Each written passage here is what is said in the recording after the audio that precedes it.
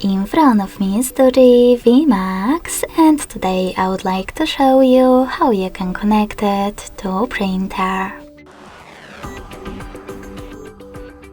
First of all, go into Settings and click on Other Wireless Connections. Then select Printing. Tap on Default Print Service and wait. Your device is now looking for a printer. When it finds one, it will connect to it. In order to use different service, you need to disable this one first by tapping on this switcher. Then go back and tap on Add Service. Now just install the best one for you, and when it's ready, go back to the same printing settings.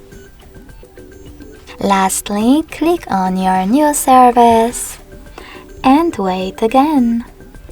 Thanks so much for watching. If you enjoyed this video, smash that like button, comment and subscribe.